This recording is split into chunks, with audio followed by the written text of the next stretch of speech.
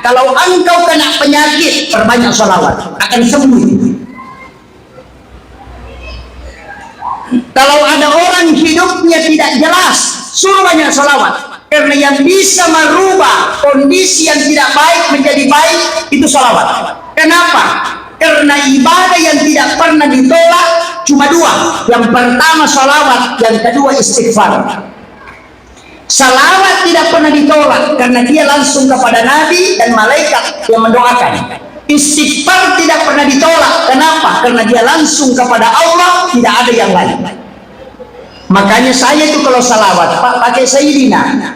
Allahumma salli ala Sayyidina Muhammad wa ala ali Sayyidina Muhammad. Banyak yang tidak sepakat dengan tidak menggunakan kata Sayyidina, masing-masing ada dalil.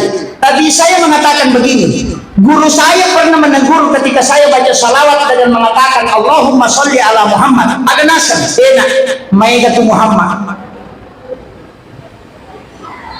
Muhammad Akbar, Muhammad Yusuf, Muhammad Kasim, Muhammad Rafi, makai ke Muhammad. Ya pemakadako Allahumma salli ala Muhammad, Muhammad ini kuasa. Tapi ya pemakadako Allahumma salli ala Sayyidina Muhammad, pasti tidak ada yang lain.